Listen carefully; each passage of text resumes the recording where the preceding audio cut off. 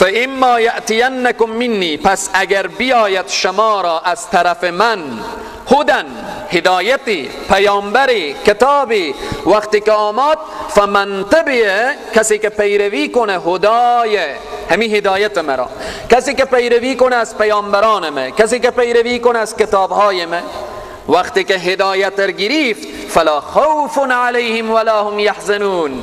ای آدم در زمین پریشان نباش، اگر به جنتم بودی توجه ما طرف تو بود، در زمینم باشی توجه ما طرف تو هست. کسی که پیروی پیامبر و پیروی کتاب رو بکنه، فلا خوف علیهم ولا هم یحزنون، پس نیست ترسی بر از اونا، ولا هم یحزنون، نه هم اندوهی. هر انسانی که در دنیا پیروی انبیاء علیهم السلام، مثلا مؤمنین و مسلمین زمان حضرت موسی، آنهایی که به واقعیت از حضرت موسی پیروی کردن در زمان حضرت موسی خوشبختن، در زمان حضرت عیسی علیه السلام کسانی که پیروی کردن خوشبختن. در این زمان پیروی مختص از پیامبر اکرم صلی الله علیه و سلم. هر کس از قرآن پیروی کنه، از پیامبر صلی الله علیه و سلم پیروی کنه، فلا خوف علیهم ولا هم یحزنون، پس ترسی نیه بر اونها، غم و اندوهی هم نیه. والذین، برعکس کسانی که کفروا، کافر شدن، و کذبوا و تکذیب کردن به آیاتنا، آیات ما را، اولئک اصحاب النار هم فیها خالدون، این گروه اهل چیان؟ اینها صاحبان و یا اهل آتشن. هم فیها خالدون، اینها در آتش جهنم برای همیش میمانند. کسی که آیات خدا را تکذیب کنه، کسی که کافر بشه، همیش در جهنم میمانه. دو نکته دیگه هم ارتباط به قلنا یا آدمو اسکن به طور خلاصه اشاره میکنیم، بعد یا بنی اسرائیل میگیم. خدای تبارک و تعالی میفرمایه که قلنا یا آدم اسکن، ای آدم چکار شو؟ ساکن شو، انت، تو و زوجک. در این جگه نماده که اسکنا انتما، خدای تبارک و تعالی به صیغه مفرد ذکر کرده، یا آدم اسکن، تنها آدم رو گفته. از این چی معلوم میشه؟ به طور خلاصه و فشرده از این معلوم میشه که برای زندگی زوجین تهیه مسکن بر ذمه کینه؟ بر ذمه شوهر، بر ذمه شوهره. خانه ساختن، خانه سامان دادن، اسباب و وسایل خانه آماده کردن، اینا همه مسئولیت شوهر داره، مسئولیت شوهر داره. این یک نکته. نکته دیگر که از این آیه اسکن معلوم میشه اینه که زن در سکنا و محل زندگی تابع شوهره. هر جایی که شوهر زندگی میکنه زن باید با او زندگی کنه. چنین نیه که امروز هم متاسفانه که مرد مسکین بیچاره وقتی که بعد از 5 سال 4 سال وقتی که عروسی کرد، باز میبینی به جان از او 10 تا چسبیدن که تو حق نداری به خانه پدر خو بری، حق نداری زن را از خانه بیرون کنی، حق نداری کجا ببری، حق نداری بالاخره از این شهر به شهر دیگه ببری. نه، از این آیه مبارکه قلنا یا آدم اسکن انت، میبینیم میگه اسکن، ساکن شو ای آدم. از هوا هیچ خبری نیه، هیچ بحثی نیه. چرا هوار نگفته؟ اسکن، اسکنا نگفته، انتم، انتما نگفته. هوار هیچ در اینجا ذکر نکرده. چرا ذکر نکرده؟ یعنی ای آدم، به آسمانی هوام در کنارتونه، به زمینی هوام در کنارتونه، هر جا که هستی هوا در کنارتونه. قطعا طرف زن نمیتونن مداخله کنن که تو حق نداری که زن را از این سرا بیرون کنی. شوهر حق داره، شریعت بری حق داده، قرآن حق داده، دین حق داده، هر جایی که بره بالآخره با او زندگی کن. اما یک نکته باید، یک زمان پدر زن، برادر زن، مادر زن میتونن مداخله کنن که حق نداری که شوهر زن در یک محل بدی ببره، در یک جایی ببره از او سوء استفاده کنه، در یک جایی ببره که بالاخره از او خلاف شرع استفاده کنه. به اینجا قطعا باز شوهر حق نداره که او یک قدم از کنار پدر و مادر از او دور کنه. شریعتی همه گپار سنجیده. پس چون چند تا جوان ها آمدن همین شکایت را داشتن که به اصطلاح ما و شما خشوم میگفت که اجازه نمیده که من زن را از سرا بیرون کنم بالاخره بیارم به خانه خود. پدر و مادر سالها آرزو داشتن که عروسی داشته باشن به همین طریق. پس در از این قسمت باید که همه فامیل ها متوجه باشن که برای زن و شوهر عشق و محبت ارزش داره. این که به خانه پدر باشه یا به خانه مادر خیلی مهم نیه، فقط جریانی که زن و شوهر در هر جا که زندگی کنن با محبت زندگی کنن. خدا کنه یک خیمه داشته باشن در یک دشت و بیابانی باشن، ولی با عشق و محبت اگر در یک تعمیر مجلل و رنگارنگ و بالاخره با همه ناز و نعمت که عشق و محبت نبود زندانه. جایی که جنگ باشه دعوا باشه و بالاخره چیه او زندانه. پس در از این قسمت این آیه مبارکه امی دو نکته اشاره کرد، ولی یک نکته دیگر هم اشاره میکنه. نکته دیگر باز میگه و کلا منها، کلا باز تثنیه و کلا منها رغدا حیث شئتما، ولی در خورد و نوش زن تابع شوهر نیه. در خوردن و نوشیدن زن تابع شوهر نیه. شوهر میگه من تندی دوست دارم، زن خوش نداره نخوره. زن میگه من تندی دوست دارم، تروشی دوست دارم مثلا، ولی شوهر میگه من دوست ندارم سوا غذا بخورن، یکی شیرینی بخوره یکی تروشی بخوره. این حتمی نیه که همی که زن همی شوهر گفته که من اشکنمم، زن مسکینم اشکنه بخوره به اندازه وس، به اندازه طاقت، به اندازه سرمایه‌ای که داره. لینفق ذو سعة من سعته، هر انسانی که پول داره سرمایه داره و بالاخره دست بازی داره اگر درست و صحیح برای همسر خود مصرف نمیکنه گردن از بسته‌ایه، گردن یا شرعاً بسته‌ایه.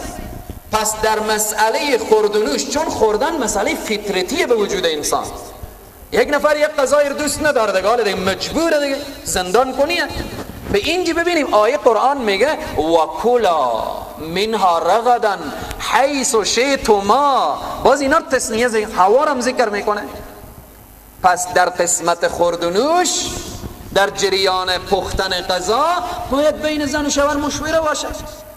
این هم عادت بسیار عجیبیه بین جامعه ما و شما. زن مسکین میای پرسان میکنه امروز چاش چی پخته کنی، امشب چی پخته کنی. باید او زنم به میل دل خوب باشه. برو هر چی که امروز دل تو میخواد تو دوست داری برو بپز. 5 سال جبران هر چی که من دوست داشتم تو خوردی، یک 4 قضام تو بپز که من خوش نداشته باشم بخورم. بس در این قسمت میبینیم تعادل شریعت مقدس اسلام. این نکته هاییه که در این آیه ذکر شده و کلا منها رغدا حیث شئتما. در عرصه خورد و نوش زن تابع شوهر نیه، یعنی نمیتونه حتمی و جبری بالاخره غذاهای تلخ و تروشر به خوراک زن بده، زنم دوست نداشته باشه. یا بنی اسرائیل، از خطاب عام میایه به خطاب خاص. پیشتر چی گفت؟ یا ایها الناس اعبدوا، یا ایها الناس ای مردم، همه شامل، همه. این خطاب عام، اما در اینجی خطاب چیه؟ خاص. یا بنی اسرائیل، ای بنی اسرائیل اذکروا، یاد آورید نعمتی، نعمتی که دادم برای شما، التی، چنان نعمتی که انعمت، انعام کردم علیکم بر شما، و اوفوا بعهدی، وفا کنید به عهد من، اوفی بعهدکم، وفا میکنم به عهدی که با شما بستم، و ایای فرهبون، خاص از من بترسید، و ایای فرهبون، خاص از من بترسید. ارتباط به بنی اسرائیل به طور خلاصه و فشرده اون نمیشه که چنین ترجمه کنیم و بگذاریم، مگر بعضی نکات رو اشاره کنیم. به بنی اسرائیل یا ارتباط به بنی اسرائیل. بنی اسرائیل کینن؟ اولاد یعقوب علیه السلام بنی اسرائیل میگن. بنی اسرائیل، همین اسرائیل امروزی که ما و شما میگیم اسرائیل جنایتکار یا اسرائیل غاصب، این اسرائیلی که میگیم منظور ما همه یهودی ها، یعنی نه خدای نخواسته حضرت یعقوب، اما در اصل اسرائیل که نام حضرت یعقوبه، همه یهودی ها هم همینا اولاد حضرت یعقوب علیه السلام. اینا خود پیغمبر زاده دارن. یهودی ها در روی زمین 5 یا 6 میلیونه. اگر بریم 100 میلیون دلار هم بدیم کسی به یهودیت قبول نمیکنن، چون به خاطری که میگن تو لیاقت و شایستگی نداری که تو یهود شی. یهودی ها میگن تمام انسان ها، تمام مخلوق، مثل که ما و شما میگیم زمین و آسمان و مخلوقات و امر خداوند به خدمت انسان آفریده، خدمت انسان. یهودی ها میگن هرچی انسان در روی زمین همه اینا خداوند به خدمت یهود آفریده. یهودی ها مسلمان ها ثواب گفته میکشن، ثواب گفته مال اینا بالاخره به تاراج و ماراج و اینها میکشانن و به طفل مسلمان هم که رحم نمیکنن. آنها مثل کار ما و شما شکار میکنیم. شکار میگیم امر مبایه، کشتن متباقی انسان ها برای یهود مبایه، برای یهود مبایه. میگن مانی فقط بندگان برگزیده الله مانی، خبر ندارن که جهنم هر روز خور تازه میکنه به جان یهودیت.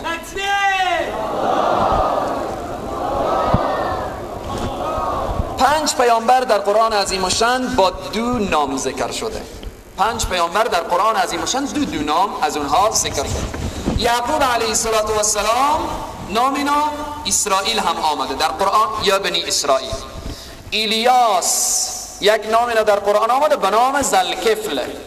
یونس علیه السلام یک نام اینا آمده ذوالنون.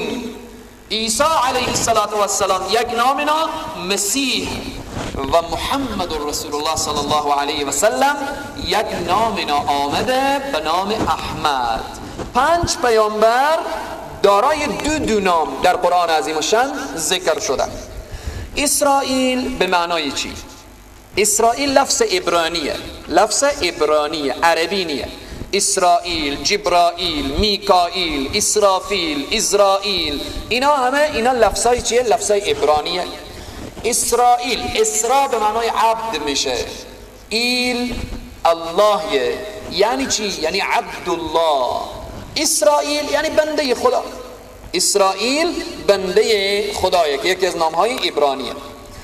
بنی اسرائیل 2000 سال قبل از عیسی علیه السلام بودن. 2000 سال قبل از عیسی علیه السلام. خلاص این که از حضرت ابراهیم علیه السلام تا به امروز که ما و شما میگیم ملت از ابراهیم خلیل الله داریم، از ابراهیم علیه السلام تا به امروز 4000 سال، حدود 4000 سال میشه.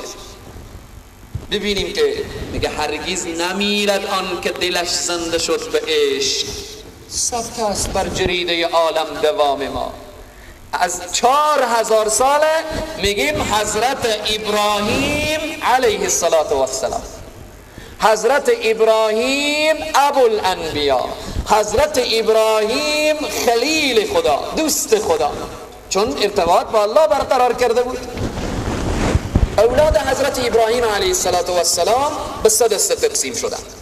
اولاد حضرت ابراهیم ابوالانبیا یعنی پدر اکثریت انبیا علیهم السلام، ابوالانبیا، به 3 دسته تقسیم شدن: بنی اسرائیل، بنی اسماعیل، بنی قطوره. که بنی قطوره خیلی مشهور نیه. بنی قطوره قوم مدین حضرت شعیب علیه السلام از همین قوم بنی قطوره بود. حضرت شعیب علیه السلام و قوم مدین از همین بنی قطوره. بنی اسرائیل اولاد حضرت یعقوب علیه السلام. بنی اسماعیل هم رسول معظم اسلام محمد ابن عبدالله صلی الله علیه و سلم از بنی اسماعیل، چون رسول الله صلی الله علیه و سلم اولاد حضرت اسماعیل علیه السلام می باشند.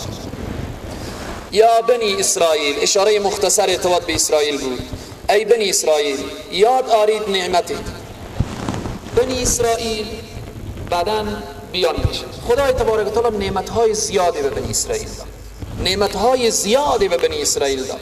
نعمت‌های زیاد چی بوده؟ چندین هزار پیامبر از قوم بنی اسرائیل آمد. چندین هزار پیامبر.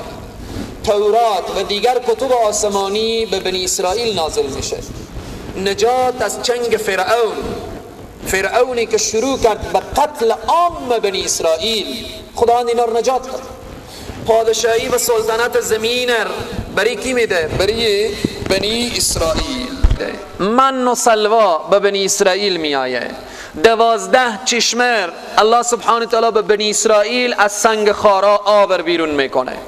سایه شدن دشت بالاخره سایه میایه بر سر از اونا به بنی اسرائیل و غیره نعمت هایی که بیان میشه. اما بنی اسرائیل فکر کردن همی که پیغمبر زاده هن، دیگه لازم نیه که اینا عبادت کنن. مثل که بدبختی بعض انسان ها همین که آقا زاده شدی، خواجه زاده شدی، مولوی زاده شدی، سید زاده شدی، خلاصه دیگه همه مردم بیایم دست تو رو ببوسن، تو دیگه کارتو جوره. یکی از دوستان میگفت که خانم من نماز نمیخونه، برای میگفتم تو چرا نماز نمیخونی؟ خیلی واقعا اگری جدی میگفت نمیفهمم دیگه والله اعلم. برای میگفتم چرا نماز نمیخونی؟ گفتم ما کو اولاد حضرت غوث صاحب من نماز بخونم. حضرت غوث صاحب کم دختر خورد صحرای محشر دستیور نگیرن و بهش نبرن دیگه چه کار کرده خبر نداره که انبیا و نفسی میگن، انبیا و صحرای محشر و نفسی میگن. به اینجا الله سبحانه و تعالی میگه یا بنی اسرائیل، ای پیغمبر زاده ها، ای کسانی که سر تا پای شما را غرور گرفته، کبر گرفته، تکبر گرفته، اذکروا نعمتی، یاد آورید نعمت مرا، چنان نعمتی که انعام کردم بر شما.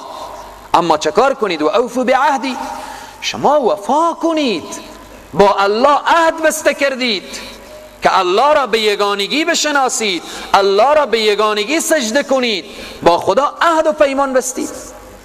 همه انسان ها با خدا عهد و پیمان بستن، ولی بنی اسرائیل که عهد و پیمان خاصی بسته کردن. به این ترتیب الله میگه وفا کنید به عهدی که با من بسته کردید. پس مسئله عهد به وفا خیلی مهمه، یا وفا به عهد خیلی جریان مهمه. ما و شما با خدا عهد و پیمان بسته کردیم روز الستو بربکم، که الستو بربکم قالوا بلا، چرا پروردگار ما هستی. ولی بنی اسرائیل چه کار میکنن؟ حالی حضرت عزیر ابن الله میگن عزیر بچه خدایه. به این طریق عهد را بشکستن، خدا را به یگانگی نمیشناسن. خدای تبارک و تعالی میگه وفا کنید به عهد. خیلی مهمه عهد با خدای تبارک و تعالی. عهد میان خدا و بنده برقرار میشه، خیلی مهمه. میان دو برادر با هم دیگر عهد و پیمان میبندیم در کار و معامله، بالاخره در مسائلی که هست. عهد و پیمان یکی از صفات منافقین در روایت ها و در ابتدا که آیاتی که ارتباط به نفاق بود بیان شد که منافقین یکی از صفات اینه و اذا وعد خلف، وقتی وعده میکنه وعده خلافی میکنه. وقتی وعده میکنه او عهد و پیمان و وعده خور چکار میکنه؟ میشکنه. الله میگه و اوفوا بعهدی، وفا کنید به عهدی که با من بستید. چکار میکنم؟ اوفوا بعهدکم، ما وفا میکنم به عهدی که با شما بستم. معامله بندگان الله با خدا عهد کردن که ای الله تو به یگانگی میشناسیم. الله هم بر این بندگان خود وعده داد که شما مر به یگانگی شناختیم و عبادت کردیم، اوامر به جا کردیم، نواهی ترک کردیم. وعده ما و شما چی؟ بهشت، نعمت های رنگارنگ. وعده دیگر که از همه عظیمتر و بزرگتر، نعمت دیدار پروردگار عالمه.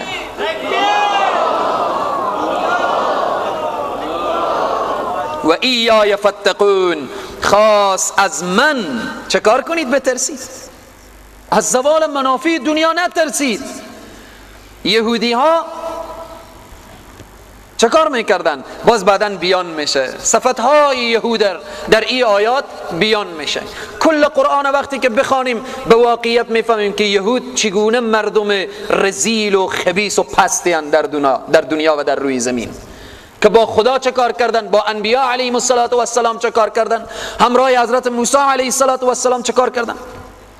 اینجا الله سبحانه و تعالی چه کار میکنه؟ سبحان الله، الله هم اللهیه. اول اینجا میگه ای پیغمبر زاده ها، شما که میگیم ما پیغمبر زاده ایم، اینجا الله با یک مشت بلا کیف بردهن از اینا میزنه و آمینو، ایمان بیارین. شما چگونه پیغمبر زاده ایم؟ شما چگونه میگیم ما؟ چون در جای دیگه میگه که اولی که یهود میگن که ما فرزندان خداییم، ما بندگان برگزیده اللهیم، هرگز عذاب نمیشیم. گناهکاران یهود چی میگن؟ و قالوا لن تمسنا النار الا ایاما معدوده، هرگز ما را آتش مساس نمیکنه مگر چند روز معدودی که آبا و اجداد ما گساله پرستش کردن، همون چند روز عذاب میبینیم دیگه بهشت از مانه. اینجا الله میگه این خوابی که شما دیدیم این خواب رؤیای صالحه نیه، این خواب شیطانیه که دیدیم که شما عذاب نمیشیم. شما زمان ارزش داریم که آمین و ایمان بیاورید. به چی؟ بما انزلتو، به اون چیزی که نازل کردم، یعنی به قرآن. ای بنی اسرائیل، یهودی که در صدر اسلام بودن مقابل پیامبر صلی الله علیه وسلم ایستاد شدن، همون رذالت و همون خباثت و همون بدبختی ها خود پیش کردن. الله میگه ایمان بیاورید به اون چیزی که نازل کردم که تصدیق کننده لما معکم، تصدیق کننده به اون چیزی که به همراه شمانه. قرآن تصدیق کننده تورات، تصدیق کننده انجیل، تصدیق کننده کتب آسمانی ما قبل قرآن لما معکم ولا تکونوا اول کافر به، شما نباشید اولین کافرهایی که به قرآن باشه، بهی به همی بما انزلتو، شما اولین کافر نباشید. اینجا یک اعتراض یا یک سوال پیش میاد که اولین کافران مکه بودن. الله سبحانه و تعالی میگه که شما اولین کافران نباشیم برای بنی اسرائیل یا برای یهودیت و اینها در مدینه. میگه جواب اینه که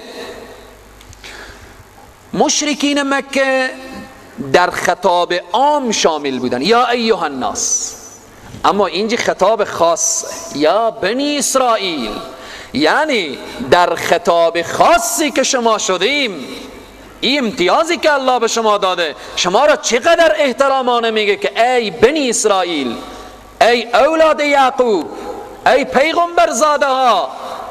الله سبحانه و تعالی چقدر احترامانه یاد میکنه. به اینجا به این واسطه خداوند میگه وقتی شما خطاب خاص به شما آمده، شما اولین کافران نباشین که در خطاب خاص بیان شده.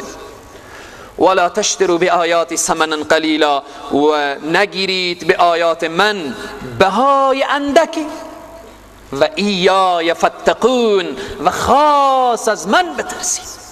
و ایای فتقون ایت معنا میده که فتقوا الله، فتقوا الله، بترسید از خدا، بترسید از خدا. یا به عبارت دیگر فتقونی، فتقونی، بترسید از من، بترسید از من. چنین کار نکنید. صفتهای رذیله یهود دیگه بیان میشه. چی صفت داشتن؟ آیات خدا رو میفروختن. کسی که برای اینا پول میداد تورات در چپه برای از اون میخواندن. کسی که برای از اونا پول میداد، سرمایه میداد، فتواهای گوناگونی دیگه میدادن. الله میگه که این بها اندکه، اگر تمام دنیا هم در مقابل کلام پروردگار بگیرید باز هم اندکه. و ایای فتقون، بترسید.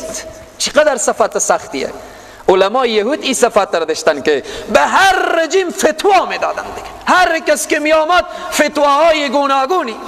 این صفات بسیار صفات سختیه که علمای یهود چنین عملی میکردن. الله سبحانه و تعالی میفرماید ولا تلبسوا الحق بالباطل و تکتموا الحق و انتم تعلمون، شما لبس نکنید، خلط و مخلوط نکنید حق و باطل را، و تکتمون الحق ولا تکتمون الحق، و پنهان نکنید حق و راستی را، و انتم تعلمون، حالا که شما خوب میدانید، خوب میفهمی که گپ به کجایه. اما چکاره؟ خلط و مخلوط. چگونه خلط و مخلوط؟ حق در چگونه با باطل خلط و مخلوط؟ آیات زیادیه. محمد رسول الله والذین معه اشداء علی الكفار رحماء بینهم تراهم رکعا سجدا یبتغون فضلا من الله و رضوانا. اینا به شأن کینه؟ مگر تعریف صحابه نیه؟ مگر نیامده که صحابه دارای این صفت هاین؟ والسابقون الأولون من المهاجرين والأنصار والذين اتبعوهم بإحسان رضي الله عنهم ورضوا عنه. سابقون الاولون کیها بودن؟ مهاجر و انصار کیها بودن؟ اینها کیا بودن؟ مگر یار غار پیامبر صدیق اکبر نبود؟ مگر ابوبکر صدیق همرکاب با رسول الله صلی الله علیه و سلم نبود؟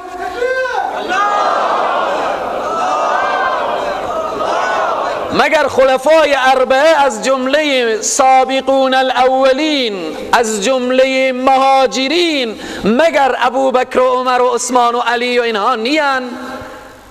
حالا که چه کار میشه؟ این جگاه دیگه خلط میکنه، مخلوط میکنه. خلط و مخلوط چی رقمه؟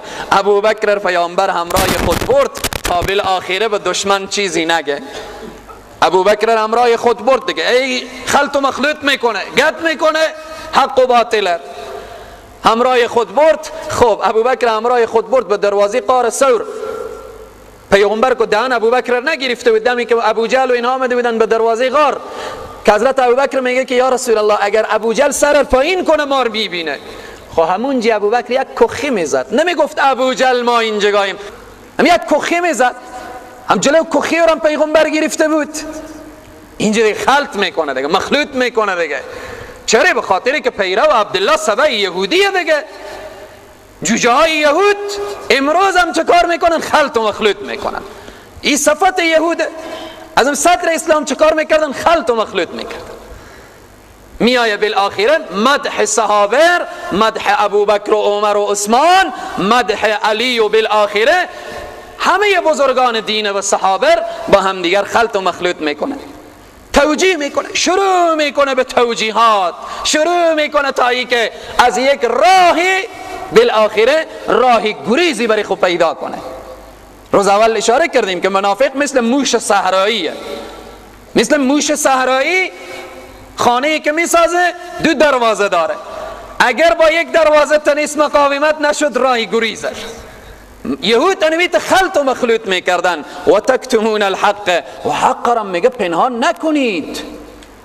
چرا حق پنهان میکنید؟ بیایید این جواب همین آیات چیه؟ محمد رسول الله والذین معه اشداء علی الكفار رحماء بینهم. همینا معنای همینا چیه؟ 4 صحابه میگه بعد از پیامبر دیگه همه مرتد شدن، همه مرتد شدن. 4 صحابه چکار شد؟ اینها بموندن. عجیب گپیه. 10 سال به می مدرسه دارالعلوم علی انصار مزاحمت کشم، بعد از 10 سال 4 تا طالب نتیجه بده، آیا من موفقم یا ناکامم؟ ناکامی مر نشان میده. 23 سال نبوت، آیا نتیجه 23 سال کار 4 تا صحابه؟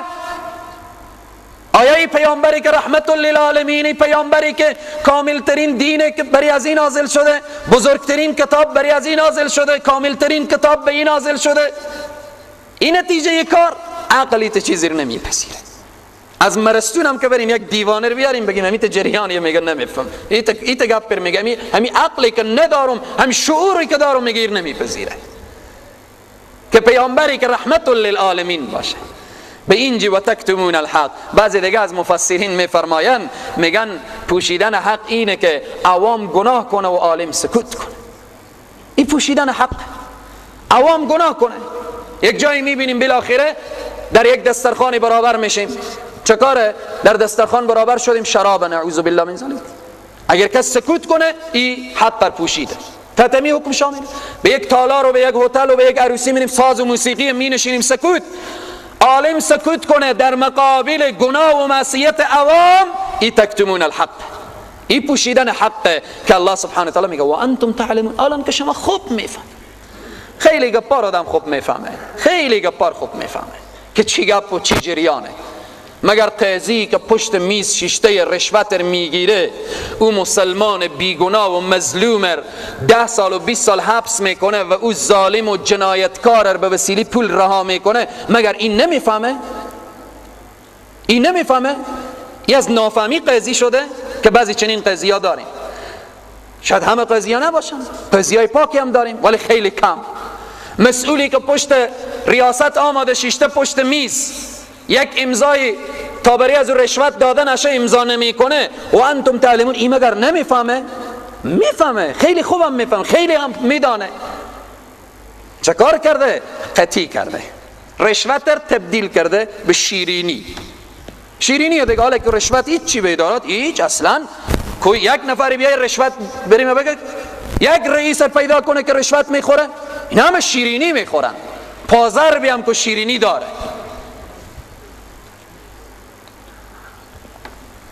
پس در این قسمت اینها خلط و مخلوطه. خلط و مخلوط چه کاره؟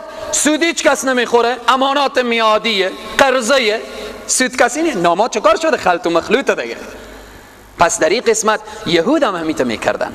ولا تلبسوا الحق بالباطل، شما خلط نکنید حق و باطل و تکتمون الحق، و پنهان نکنید حق را و انتم تعلمون، حالان که میدانید. خب این یهود وقتی که حق میفهمیدن و میدانستن هر کس حق بفهمه و بدانه و بیان نکنه، واقعا چیه؟ خلط و مخلوط حق. صدها بار بگفتیم من دشمن کسیم که به وطن ضربه وارد میکنه، دشمن کسیم که وطن رو به ویرانی میکشانه، دشمن کسیم که به ملت عزیز ما ضربه وارد میکنه، دشمن کسیم که به وطن ما و ملت ما را به خاک خون میکشانه. این با صراحت کامل بارها و بارها گفتیم. اما در کنار از او رژیم فعلی را بگفتیم که مورد تایید نیه. ومن لم يحكم بما انزل الله فاولئك هم الظالمون ومن لم يحكم بما انزل الله فاولئك هم الكافرون ومن لم يحكم بما انزل الله فاولئك هم الفاسقون. پس در این قسمت باید به او چیز بما انزل الله کسی حکم نکنه، او کافر، ظالم، فاسقه.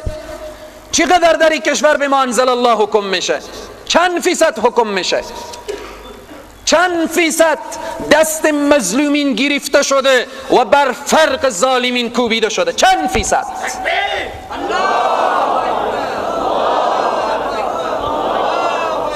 آدمایی به این مبحث افتاده، آدمایی به مبحث افتاده که یا جرمی و جرم دینه یا قطعا معلوم نیه که چی جرمی داره. چرا به ما انزل الله حکم نمیشه؟ پس در این قسمت ولا تلبسوا الحق بالباطل و تکتموا الحق و انتم تعلمون. خوب میدانید اما من هم این را خوب میدانم که چکار کنی 100 سال دیگه به می دنیا بیشتری. تو کسی که ظلم میکنی، ستم میکنی، رشوه میخوری، حق مظلوم را پایمال میکنی، حق مستضعفین را پایمال میکنی، چند سال دیگه به دنیایی. رشوتار جمع کن، ظلم و ستم بکن، برو از دنیا. گرزای آتشین بر فرق تو کوبیده میشه، بعد از تو ورثه کیف میکنه. آرگاه و بارگاه و موتر و دم و دستگاه و بالاخره ورثه اینها همه به باد فنا میره، همه به باد میکشه. و انتم تعلمون، خوب میدانید. شما خوب میدانید. الله سبحانه و تعالی از دلها که آگاهه که یهود خوب میفهمیدن که این پیامبره، این محمد صلی الله علیه وسلم رسول خدایه، این قرآن کتابی از جانب الله نازل شده. خوب میفهمیدن ولی خلط و مخلوط میکردن. حالا راههای علاج الله سبحانه و تعالی نشان میده. یهود دوچار امراض مهلکی شده بودن. یهود حب مال و حب جا، حب مال و حب جا که در دل بیایه، اینجی چه کار میشه؟ تلبس الحق بالباطل میشه، لبس پوشیدن حق میشه. وقتی که دو چیز بیایه، خدای تبارک تعالی همه ما و شما را نجات. خدایا حب دنیا و حب جار از دلهای همه ما بیرون بگردان، به جایش حب خود و حب حبیب خود را جایگزین بگردان. حب مال و حب جا، خیلی دو مرض، خیلی مرضهای عجیبیه. سر ما به درد میآیه، سینی ما به درد میآیه، حمله قلبی پیش میآیه، امراض جسمی که پیش میآیه، فوراً کجا میریم؟ فوراً تمام اطبای داخل نشد خارج کشور. اما این دو مرض خیلی مرض مهلکه، حب جا و حب مال. حب مال میگه آنچه جای علت است دنیا پرستی است، نه دنیا داری. هر چی سرمایه داری مشکلی نداره. تجارت بیترین نعمت الله سبحانه و تعالی، کار، معامله، تجارت، سرمایه. اما انسان را که از بین میبره محبت دنیا. حب الدنیا رأس کل خطیه، رأس همه برنامه ها، همه بالاخره زشتی ها محبت دنیای.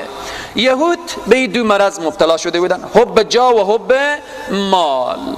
الله سبحانه تعالی راه علاج را نشون میده، میگه ای پیغمبر زاده ها، ای بنی اسرائیل، حالی که شما دو مرض دامنگیر شما شده، راه علاجی و اینه که و اقیم الصلاة، شما نماز برپا دارید. راه علاج تکبر و کبر و غرور نمازه. اقیم الصلاة، نماز برپا دارید. نماز کبر و غرور رو به هم میشکنه. چگونه؟ این صف بسته، در این صف فقیر، غنی، بالاخره همه نشسته. خدای تبارک و تعالی نصیب همه ما و شما سرزمین حرمین شریفین رو بگردانه که در حرمین شریفین اونجا انسان میفهمه که در صف عرب، عجم، ترک، تاجیک، سیاه، سفید، فقیر، غنی، زن، مرد، همه بالاخره در یک صف قرار دارن. در یک صف. این چه کار میکنه؟ یک کبر و غرور از بین میبره. این راه علاجیونه، این دوایونه. نماز چه کار؟ سر به سجده انسان میگذاره. وقتی سر به سجده گذاشتیم، کبر و غرور، هر کس خدا را سجده کنه او متکبر نیه. خوشا به حال نماز خونان، خوشا به حال کسانی که نماز میخوانن، به نماز عادت دارن. اما برای یهود، برای منافق که خیلی سخته دیگه. چه کار کنه؟ اینجی دیگه خیلی سخت بود که بیای در مسجد النبوی در کنار ابوبکر و عمر، بیای در کنار بلال حبشی، بیای در کنار صهیب رومی. خیلی سخته. اونا پیغمبر زاده بودن، چگونه بیای شاگرد ابوبکر بشه، شاگرد عمر بشه، شاگرد عثمان و بلال و علی مرتضی بشه؟ چگونه؟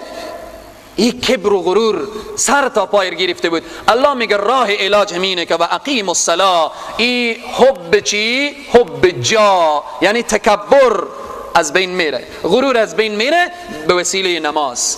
و آتوا الزکا، و بدهید زکات را. وقتی انسان زکات بده، حب مال هم از دل بیرون میشه.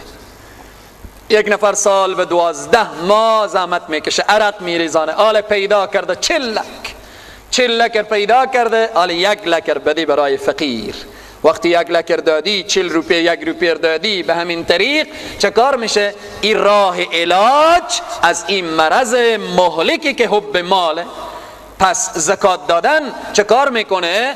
این راه علاج و تداوی حب ماله. ورکعوا مع الراکعین، شما چه کار کنید؟ رکوع کنید به همراه رکوع کنندگان. یعنی بیایید در مسجد، بیایید کنار هم دیگر استاده بشید که این آیه فضیلت جماعت را نشان میده که جماعت در روایات آمده که یک رکعت نماز، یک نماز با جماعت و بدون جماعت 25 و 27 درجه فرق و تفاوت داره، که تا حتی بعضی از علما میفرمایند که بدون ضرورت، بدون عذر شرعی، کسی که عذر شرعی داره که او بحث جداگانیه، بدون عذر شرعی هر مردی، مردها نه زنها، هر مردی نماز را تا حتی به خانه ساعت نداره. بسیاری از فقها میگن. پس جماعت خیلی تاکید شده. ورکعوا مع الراکعین، رکوع کنید به همراه رکوع کنندگان. خود چرا رکوع آمده؟ چون یکی از ارکان مهم نماز رکوعه. و همچنین بعضی از مفسرین هم میفرمایند که عبادت یهود رکوع نداشت، جماعت نداشت، در انفراد منفرد بودن به تنهایی عبادت میکردن. الله گفت که نه، بیاییم چی؟ با جمع مسلمان ها بپیوندیم، بیاییم در زیر سقف در کنار اصحاب صفه در مسجد النبوی صلی الله علیه وسلم با همدیگر خدا را عبادت کنیم. صفت دیگر را بیان میکنه از یهود. اتأمرون الناس بالبر و تنسون انفسکم، آیا امر میکنید مردم را به نیکویی و فراموش میکنید نفسهای خود را؟ یهود بعضی که چون خیلی میفهمیدن، بعضی میگفتن ها این پیامبره در تورات آمده، وصف ازی آمده، بروید. اما خود اینا نمیرفتن. قرآن میگه آیا امر میکنیم مردم به نیکویی و فراموش میکنه نفسای خود را؟ و انتم تتلون الکتاب، الان که شما میخوانید کتاب را، افلا تعقلون، آیا شما عقل ندارید؟ در حدیث شریف میاره که خدا تبارک و تعالی نجات بده. در حدیث میاره که به صحرای محشر خیلی از انسانها میرن طرف بهشت، عالم و ملا رو به طرف جهنم. بعد صدا میکنن که جناب ملا صاحب، جناب مولانا صاحب، جناب فلحنی صاحب شما که در دنیا وعظ و نصیحت میکردیم از برکت گپا شما و حرفا شما ما حالی به بهشت میرم، شما چرا حالی به جهنم میریم؟ میگه من میگفتم و عمل نداشتم. خدا نجات بده، خدا تبارک و تعالی همه ما و شما رزق کنه. مشکلی دارم ز دانشمند مجلس باز پرس، مشکلی دارم ز دانشمند مجلس باز پرس، توبه فرمایان چرا خود توبه کمتر میکنن؟ چرا وعظ و نصیحت رو بگیم و های مردم دروغ نگیم، های مردم غیبت نکنیم، های مردم تهمت نکنیم، اما سر تا پای خود ما غیبت و تهمت و بهتان و افترا باشه؟ این یک برنامه یهود بود که اتأمرون الناس بالبر، آیا مردم را امر کردن به کار نیکی به کار خیر ولی خود آدم فراموش کردن؟ باور به خدا کنیم همین آیه من ترجمه میکنم همین تا سر تا پا غرقم و میشرم، سر تا پا شرمندگیه که چقدر ما مردم رو وعظ کرده باشیم و نصیحت کرده باشیم ولی خود ما فراموش کردیم. در اینجی که میگه گوییا باور نمیدارن روزی داوری، واعظ وعظ میکنه ولی گوییا باور نمیدارن روزی داوری، کن چنین قلب و دغل در کار داور میکنن. این دغله، این فریبه. بیاییم به مردم بگیم که های مردم دزدی نکنیم، های مردم سود نخوریم، های مردم رشوه نگیریم، های مردم و بالاخره فلان و فلان و فلان، ولی خود آدم چه کار باشه، چی حالتی باشه. پس این صفت یهوده که مردم را امر میکردن ولی خود را فراموش کردن. الله میگه شما که کتاب را میخوانیم افلا تعقلون، آیا شما عقل نداریم، فکر نمیکنیم که این عمل زشته؟ این عمل زشته که بگیم های مردم سود حرامه ولی خود آدم به سود آلوده باشه، های مردم قمار حرامه خود آدم به قمار آلوده باشه، های مردم بی‌حجابی حرامه خود آدم به بی‌حجابی آلوده باشه. پس در این قسمت باید هر کدام ما و شما وقتی داعی و دعوتگر میشیم اول خود را اصلاح کنیم که خدایا پروردگارا اول برای من گوینده توفیق عمل عنایت بفرما و بعداً برای عزیزانی که میشنون خدایا توفیق عمل و اخلاص عنایت بفرما. باز الله بیان میکنه واستعینوا بالصبر والصلاة، باز یک راه دیگر میگه مدد بخواهید، کمک بگیرید. به چی؟ به صبر، به صبر کردن. صبر در مقابل طاعات، در طاعات صبر بکاره. برادران عزیز و بزرگوار شما از جمله صابرینیم، ان الله مع الصابرین، خدا همراه صابرینه. این هوای گرم صبر میخواهد، این آفتاب سوزان صبر میخواهد، این هوای گرم. هر کدام ما و شما در هر گوشه برادرها موسفیدها جوانا ششته‌اند، عرقها میریزه ولی پایین استماع کلام رب العالمینن. اینا صبر. الله همراه شما هست. چقدر همراه نیکی داریم ما و شما. احکم الحاکمین، اعدل العادلین، ستار، غفار، غفور، رحیم، شکور، مهربان با ما و شما همراه است. این همراهی را از دست ندیم. در طاعات صابر باشیم، در مصائب مشکلاتی که میآید صبر داشته باشیم. الله فرزند میگیره، مال میگیره، سرمایه میگیره، پدر و مادر میگیره، هر کدام که میگیره. خلاصه این که چکار کنیم؟ صابر باشیم به مقابل هر کدام از این نعمت هایی که الله سبحانه و تعالی داده. وقتی میگیره چکار کنیم؟ صابر باشیم، بگیم انا لله و انا الیه راجعون. خدایا پروردگارا همه از تونیم و به سوی تو هم رجوع میکنیم. صبر در مقابل معصیت محصر میشه، گناه محصر میشه. توان داری جوان مسلمان، انرژی داری، قوت داری، پول داری، سرمایه داری، گناه به تو میسر شده، صبر کن، استاد شو. و اما من خاف مقام ربه و نهى النفس عن الهوى، کسی که از الله بترسه و نفس خود را کنترل کنه و به خاطر الله گناه نکنه، نه به خاطری که بده مر میبینن، فقط به خاطر الله. گناه به تو میسر شده و گناه نمی کنی، رشوت به تو میسر شده و نمی خوری، و بالاخره بی‌حجابی به تو میسر شده و بی‌حجابی نمی کنی، غیبت و تهمت و بهتان و افترا به تو میسر شده، از ترس الله کار را انجام نمیدی، فان الجنة هی المأوا، بهشت جایگاه تو هست، بهشت مال توست. این وعده الله سبحانه و تعالی. به صبر کمک بگیرید، به صبر و الصلاة و نماز و انها لکبیرة. هر آینه نماز خیلی سخته، خیلی سخته، اما برای یک کس سخت نیه. الا علی الخاشعین، مگر به انسانهای خاشع، به انسانهایی که فروتنن، به انسانهایی که عاشقن، به اونها سخت نیه. اما نماز برای منافق خیلی سخته. ان المنافقین یخادعون الله و هو خادعهم و اذا قاموا الى الصلاة قاموا کسالا. منافق وقتی که به طرف نماز حرکت میکنه قرقاز میکشه و بالاخره چه کار میشه و چه کار نمیشه، بسیار به یک تنبیلی، به کسالت. اما مؤمن که هسته، مؤمن وقتی که صدای اذان رو میشنوه تازه میشه. مسلمان وقت صدای حی علی الفلاح میشنوه تازه میشه. مسلمان وقتی که به نماز استاده میشه چارج میشه.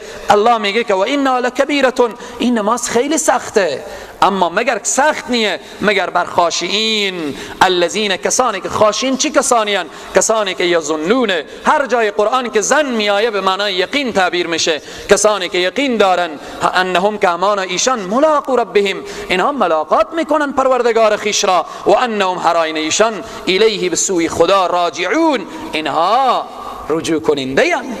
مسلمان میفهمه، مسلمان وقتی که به نماز میفهمه که من روزی امیته که امروز در نماز به حضور الله استادیم، روزی هم میآیه که الله را ملاقات میکنه. دو سه روز پیش یک کتابی از قولی از حضرت امیر المؤمنین علی ابن ابی طالب رضی الله تعالی عنه، یک قول بسیار زیبای خواندم که این خیلی متوجه باشیم. برای خود ما آنقدر این تاثیر گذاشت، امیدوارم که برای همه حاضرین و برای عزیزانی که صدا ما میشنون، برای همه این درس بزرگی باشه. حضرت علی کرم الله وجهه چی زیبا یک قول اشاره کردن. میفرمایند لذت دنیا، خوشگذرانی دنیا، همه اینها چیه؟ اینا فانیه. حضرت علی کرم الله، ببینیم چقدر جمله زیبایی. لذت دنیا، خوشگذرانی دنیا، هوا و هوس دنیا، گناه و معصیتی که در دنیا صورت میگیره، اینها تمام شدنیه. اما کسی که لذت دنیا رو میبره از راه حرام، هوا و هوس در دنیا داره، خوشگذرانی میکنه، معصیت میکنه، به زنا و بالاخره به رشوت و اینها لذت میبره، در همو اثنا یاد بیایه که اینها تمام شدنیه، عذاب آخرت تمام نمیشه. این لذت ها که مقابل خود عذاب داره دیگه. هوا و هوس، رشوت، سود، قمار، اینها که در دنیا خوب لذت داره دیگه. رقص، سما، پایکوبی، اینها خیلی لذت داره، لذت فانیه. اینها به مقابل خود عذاب داره که فنا نمیشه، خلاص نمیشه. این خیلی نکته. برعکس مشقت در دنیا، طاعت و عبادات، 2.5 ساعت ما و شما به درس تفسیر شیشته ایم، 2.5 ساعت 2 ساعت به درس تفسیر شیشته ایم. این چه کار میشه؟ همین مجردی که عرق میریزه فکر ما بیایی که این تمام میشه، ساعت 1 خلاص میشه، درس تمام میشه، این مشکلات خلاص میشه. به نماز وقت استاده میشیم، سخت نماز ولی خلاص میشه. تهجد که بیدار میشیم، این تهجد سخته ولی خلاص میشه. شما در یک جلسه شیشته ایم، خلاصه شروع غیبت و تهمت و بهتان و افترای، فوراً به این فکر باشیم که این جلسه خلاص میشه، برخیزیم جلسه رو ترک کنیم. شما در دنیا از راه حلال کم پول به دست میاریم، فقیر، مسکین، بیچاره، در دنیا خیلی چیزایی که هوا و هوس داریم برآورده نمیشه، ولی متوجه باشیم این مشکلات تمام میشه، سختیات تمام میشه. در مقابل متوجه باشیم امی عرقی که میریزونیم این تمام میشه، راحتی آخرت تمام نمیشه، بهشت تمام نمیشه، لقای پروردگار، نعمتهای بهشت، راحتیهای بهشت، روضة من ریاض الجنه، زیر سایه عرش پروردگار عالم، حوض کوثر، اینها تمام نمیشه.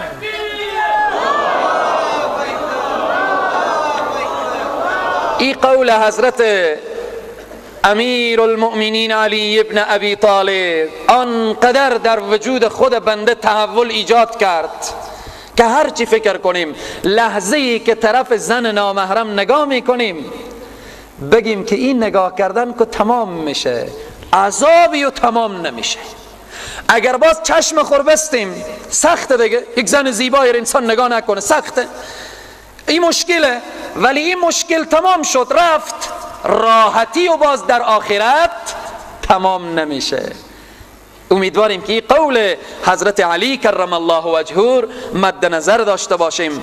انه الذین خاشعین کسانی که ظنون یقین دارن که همانا ایشان ملاقات میکنن، ملاقات کننده رب اون پروردگار خیش را، و انهم الیه راجعون و هر آینه ایشان چه کار به سوی الله رجوع کننده. که امیدواریم که الله سبحانه و تعالی برای همه ما و شما توفیق بده تا اینکه با معنا و مفهوم قرآن آشنا بشیم. قامه نماز بشیم. سبحان ربك رب العزة عما يصفون وسلام على المرسلين والحمد لله رب العالمين برحمتك يا ارحم الراحمين. نعتیه است در وصف مادر مهربان من و شما عایشه صدیقه رضی الله تعالی عنها. اجماعاً صلوات بلند.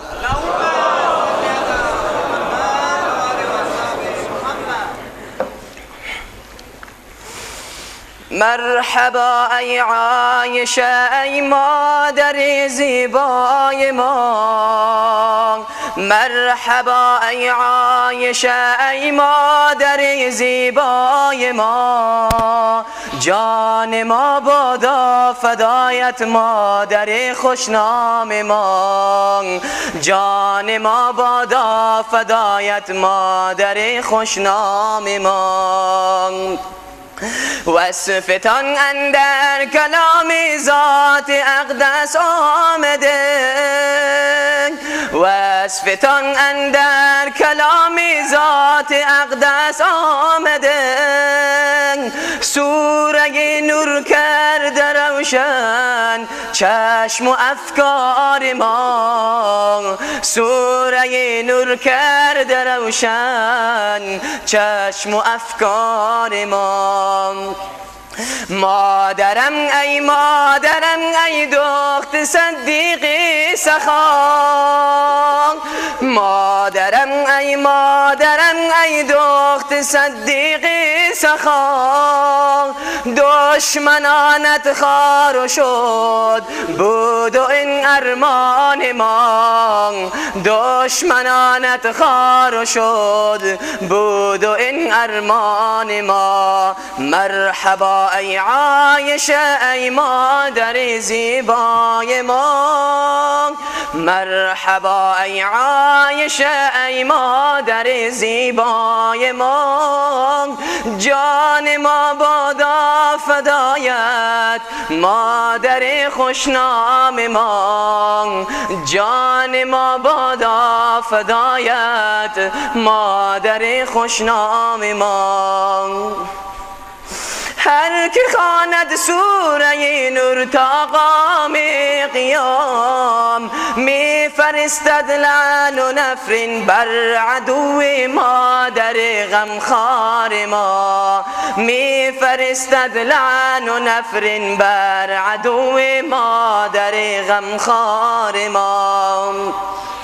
در کلام حق چو آمد عایشه ام المؤمنین، در کلام حق چو آمد عایشه ام المؤمنین، جان امت بادا فدایت زوجه آقای ما، جان امت بادا فدایت زوجه آقای ما. عایشه محبوبه محبوب رب العالمین، عایشه محبوبه محبوب رب العالمین، ذات الله جای داد عشق او در دل مولای ما، ذات الله جای داد عشق او در دل مولای ما. گفت و پیغمبر همه ازواج خویش محبوب می‌دارم ولی گفت و پیغمبر همه ازواج خویش محبوب می‌دارم ولی عایشه مهرش به دل هست افتخار امت والای ما عایشه مهرش به دل هست افتخار امت والای ما لحظه غم گفت و پیغمبر کلمینی کلمینی یا حمیرا لحظه غم گفت و پیغمبر کلمینی کلمینی یا حمیرا برخیز یا حمیرا دخت صدیق شاد کن مولای ما برخیز یا حمیرا برخیز یا حمیرا دخت صدیق شاد کن مولای ما ای خدا ای حی قیوم ای ذات ذوالجلال ای خدا ای حی قیوم ای ذات ذوالجلال دشمنان عایشه نابود کن استجب دعای ما دشمنان عایشه نابود کن استجب دعای ما موجب مسکن چه دارد غیر از جسم ضعیف موجب مسکن چه دارد غیر از جسم ضعیف جان من اولاد من جمله فدایت مادر زیبای ما جان من اولاد من جمله فدایت مادر زیبای ما مرحبا ای عایشه ای مادر زیبای ما جان ما بادا فدایت مادر خوشنام ما جان ما بادا فدایت مادر خوشنام ما تکبیر الله اکبر الله